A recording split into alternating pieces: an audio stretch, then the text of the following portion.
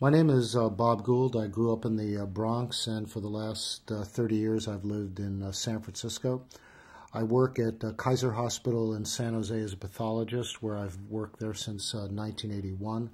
I'm also, since 1989, the president of the San Francisco Bay Area chapter of Physicians for Social Responsibility, and as well was the national president of the organization in 2003.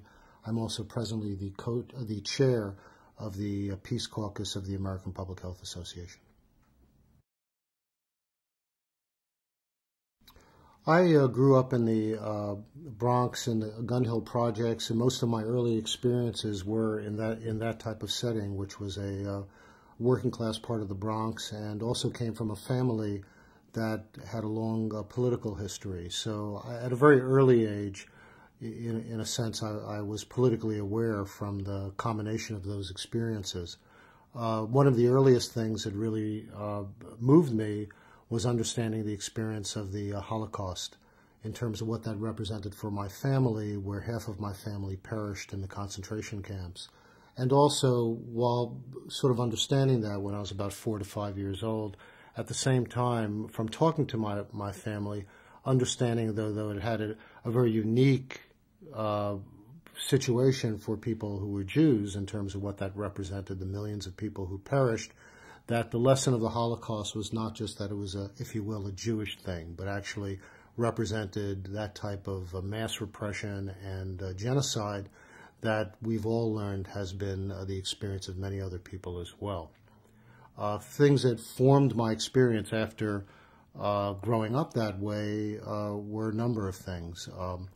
And basically formed the experience of myself when I was in my early teens. One was the experience of going to see Failsafe and Dr. Strangelove, and to both experience what the horrors of nuclear war were from seeing those movies. And the case of Dr. Strangelove, in a way, having a sort of sense of black humor that sort of, for me, was always sort of sustaining through sort of appreciating that type of horror. The other things that followed on in relatively quick succession would be the seeing, I was only about 12 to 13 years old at the time, but seeing what was going on in terms of the civil rights movement and people fighting for their freedom in the United States. And what followed on closely on that was the beginning, for those of us living in the United States, of the experience of the Vietnam War and seeing the horrors of that. In terms of my own participation in that, from very early on, when I was in elementary school, I raised a lot of questions to my teachers about all those types of issues, what we were doing politically, things like that. And in terms of the Vietnam War, when I was in high school, I went to the Bronx High School of Science.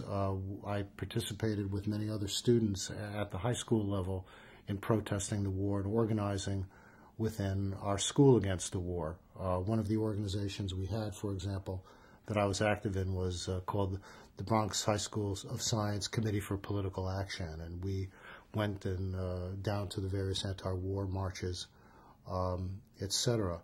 The other thing that I remember participating in terms of doing something that got me in trouble, if you will, in terms of high school, was with other people who had actually taken the first steps that I picked up on in high school, people who would refuse to take part in the shelter drills that were rather common, whether it be the duck and cover drills that characterized elementary school, but in high school where people were told to go out in the hallways and drill as if that would give you protection from a nuclear weapon.